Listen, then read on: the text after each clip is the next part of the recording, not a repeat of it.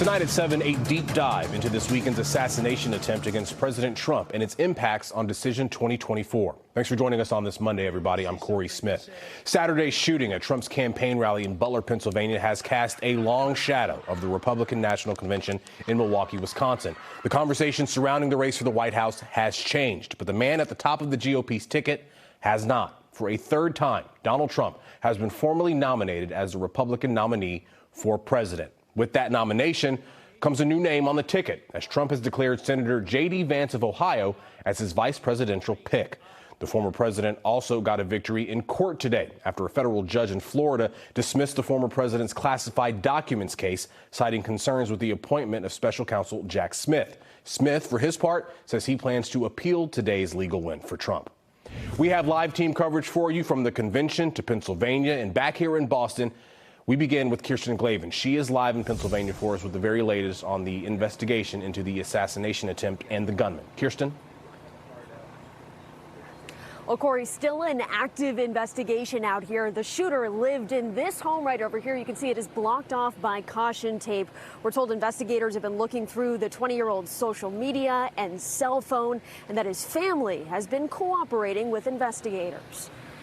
In the wake of Saturday's attempted assassination of former President Donald Trump, investigators at the local, state, and federal level now working to answer vital questions. We do not know the motive of the shooter yet. We don't know his opinions or affiliations. The gunman, identified as Thomas Matthew Crooks. The 20-year-old was allegedly perched on a rooftop outside the venue, armed with an AR-15 style rifle, before being shot dead by the Secret Service. The FBI confirming he had bomb-making materials in his car and likely acted alone. Several rally goers now coming forward saying they reported Crooks acting suspiciously before the shooting. We're like, hey man, there's a guy on the roof with a rifle. And the police are like, huh, what? Records show Crooks was a registered Republican who donated $15 to a Democratic group 3 years ago. His former high school classmates claim he was bullied daily. He would sit alone at lunch. I mean, he was just an outcast. At the rally, Trump supporters running for cover.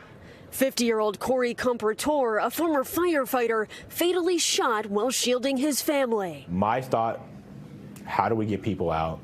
How do we save and limit casualties? Rico Elmore, who spoke at the rally, also tried to save Comprator, but it was too late. He calls the gunman's actions senseless. The next time any individual thinks about bullying anyone, I want them to remember that the consequences of doing such can be drastic.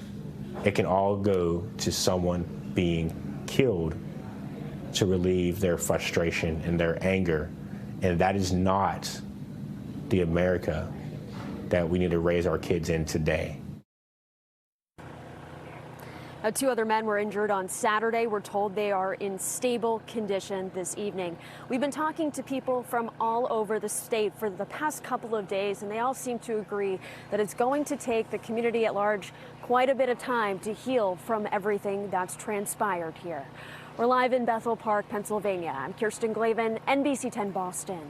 All right, Kirsten, thank you. Let's head to Milwaukee now, where J.C. Monahan is anchoring our coverage of the Republican National Convention. J.C., Republicans have been planning to gather there since 2022, but what happened this weekend certainly changes the tone and tenor of the convention, which, as you know, is traditionally a big week-long party. What's the sense that you have there tonight? It had to change, right, Corey? I mean, it couldn't be the same. We got off the plane, there was a security guard with an automatic weapon. That didn't seem unusual. I can see the highways right here. A lot of the off-ramps are blocked, either with blockades or with police cars. The forum itself is about 4 blocks behind me. All I've heard so far, 1 helicopter overhead. It was the Coast Guard. I've heard 1 siren since I've been sitting here. We've been driving around all afternoon, and what I can tell you is it's actually very quiet. Now, having said that, I've never been to Milwaukee before. My photographer's from Indiana, and he said it's really not unusual when it's 88 degrees and it feels like the tropics in the Midwest on a Monday. So maybe that's it. But it feels like either you are within the perimeter and you're at the forum, or you're out of the city and you're somewhere else. Either way, the security is tight no matter which side of Milwaukee you are on. NBC 10's Eli Rosenberg had a chance to talk with people to learn what it's like to work with the Secret Service on something like this. Eli. JC, a lot of disbelief this evening, talking to local security experts about what happened Saturday night in Pennsylvania. They tell me there are layers and layers and layers of security around former President Trump, around President Biden. And so right now the investigation continues on how something like this could happen. Someone's on top of the roof. Look. Early warnings in the crowd. Those at Saturday's rally noticing the gunman. He's laying down. See him? Yeah. Seconds later, former President Donald Trump goes down. It's a tough one to figure out. Winthrop native Ed Cash has worked as part of the advance team for presidents and even the Queen, working closely with the Secret Service. He said in his experience, nothing is left to chance. They're looking at every piece. Every missing police uniforms, gun purchases, every ounce of it.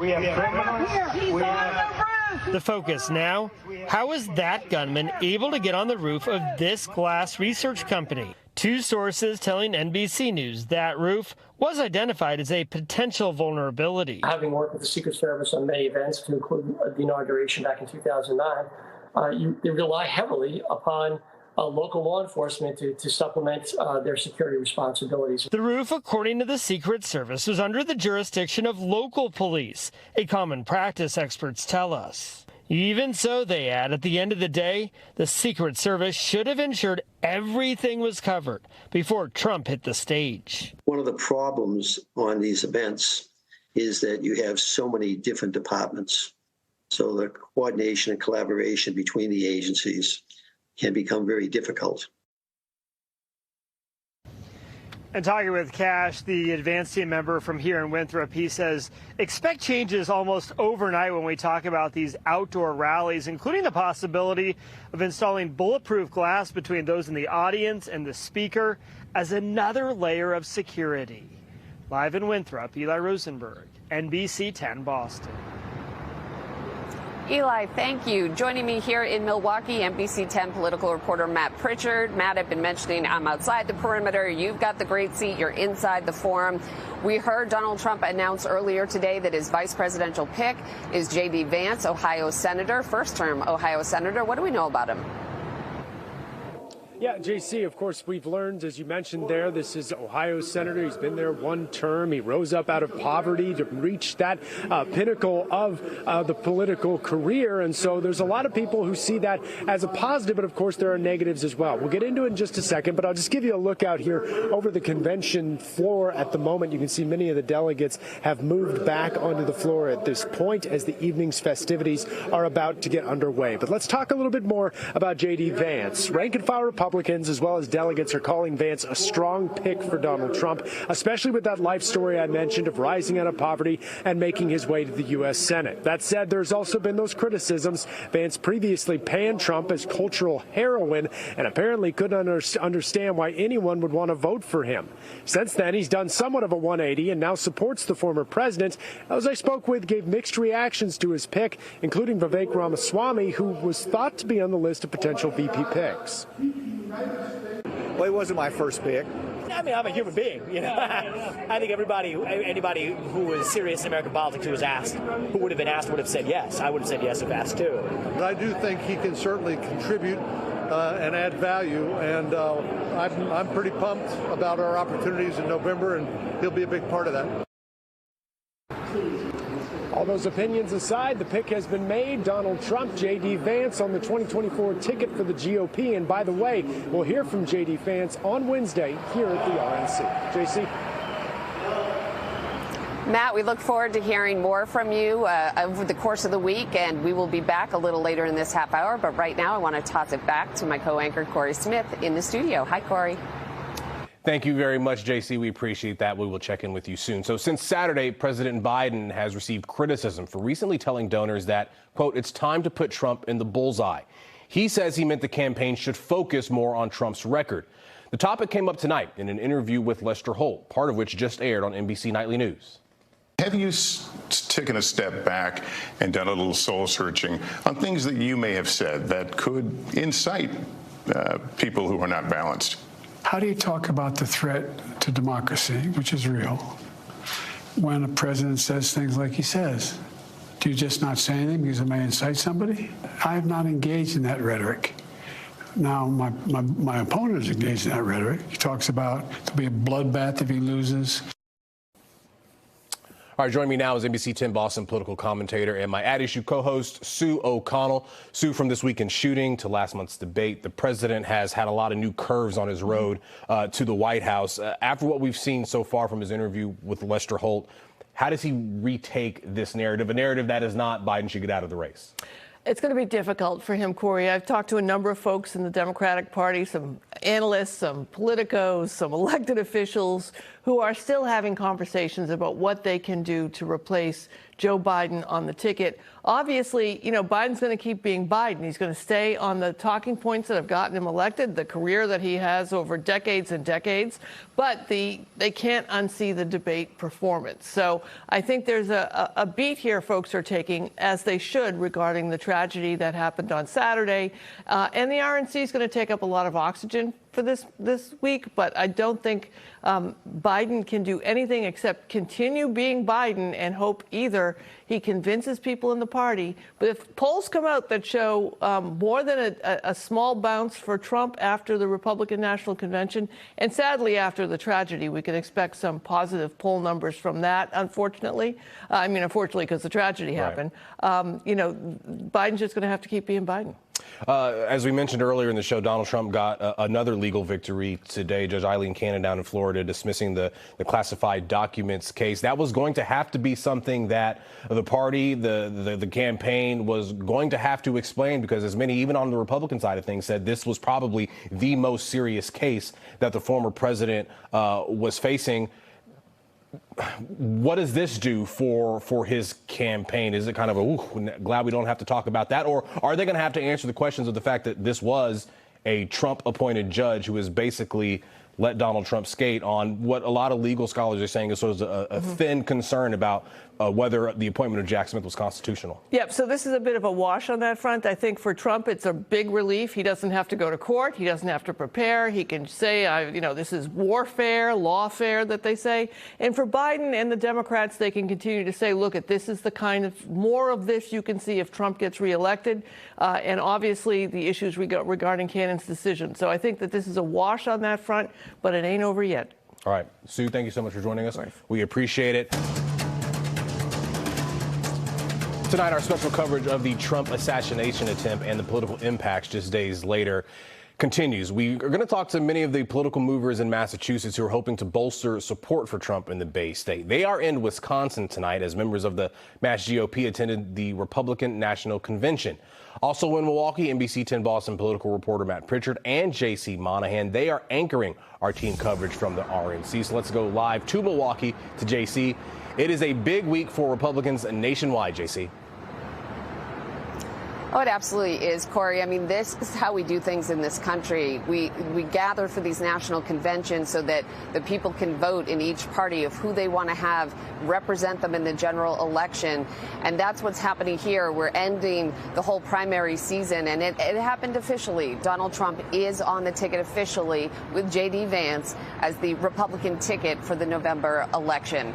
We have NBC 10 political reporter Matt Pritchard. He is inside the forum which is a couple of blocks over my shoulder here. This is only day one. Matt, tell me a little bit about what we can expect as we head into Monday night. Yeah, JC, like you mentioned, that we've already had a busy day. Donald Trump is officially the nominee for the Republican Party. J.D. Vance was announced as his running mate. Now we get into the evening part of this program. You can see down below me here, the delegates have sort of gotten back to their different seats. You'll be able to see all the different states that are listed throughout the floor here inside of the forum. They're all waiting for the number of speakers that are expected tonight. Marjorie Taylor Greene, of course, the Congresswoman from Georgia, is one of them. Senator Tim Scott, another. And then the main speaker for tonight, coming up at 10 p.m., right from the Bay State, that's Sean O'Brien from the Teamsters Union. A busy day and afternoon. The great Commonwealth of Massachusetts. Pivoting into a busy night, the business of the convention taking up much of the early hours as each state committed their delegates to Donald Trump, cementing him as the Republican nominee. Now, Massachusetts playing its role with delegates and party leaders voicing excitement for their 2024 tickets. What he's been through, I think his message will be very strong and resonate to everyone. We think that God has his plan to restore America to greatness, and Donald Trump is his instrument. And the early excitement giving way to a full set of speakers. Marjorie Taylor Greene, Senator Tim Scott, Speaker of the House Mike Johnson, all stepping up to the microphone. That maintaining order during the roll call is extremely important. With the evening set to be capped off by Teamsters President and Bay State native Sean O'Brien. What is the message you want to convey to Republicans in the building and out of it? We want to make sure that people hear us. You know, we've got a lot of issues out there. I mean, look, America's the greatest place to live, right? But we still have a lot of issues. We are going to be inside of the forum for all of that taking place tonight at 11 o'clock. We'll have a recap of O'Brien's remarks. And, of course, we are here all week long. Wednesday, J.D. Vance speaks. Donald Trump on Thursday. We'll bring it all to you right here on NBC 10. J.C.? Matt, we look forward to all of it. This is just day one. We are just getting things going as we're starting here. I will be here helping to set the scene as well. Corey, wish you could be with me, but I'm so glad you're back there in the air conditioning, and I hope that you're enjoying your evening Monday night. Like I said, we're just starting here at the Republican National Convention. Oh, JC, we certainly appreciate you being out there for us on this important week in our nation's politics. And hey, eat enough cheese curds for the both of us and enjoy your time out there. We appreciate it. Thanks so much, JC. The assassination attempt on Donald Trump could mark a pivotal point in the presidential race. As one political commentator suggests, Trump's brush with death Saturday could bring undecided voters to his side. Scott Spradling is a nonpartisan New England political analyst. He says how the Trump campaign handles Saturday's attempt on Trump's life could define the race. When you put that against Joe Biden and what we've been talking about over the last few weeks as someone who we're questioning his age, we're questioning his debate performance, we're questioning his stamina and strength, and you contrast that with what happened over the weekend through purely a political prism, you've got quite a conversation to be started about strength, perceived or otherwise. All right, as we take another live look at Milwaukee, where the RNC is going on right now, we're going to tell you how you can stay on top of all the important news from today and on Decision 2024. That is next. All right, that is all the time we have. Be sure to stay with NBC News for special coverage of the Republican National Convention. It starts at 9:30 right after Lester Holt's interview with President Biden. For J.C. Monahan, for Dennis Brown, I'm Corey Smith. Have a great night, everybody.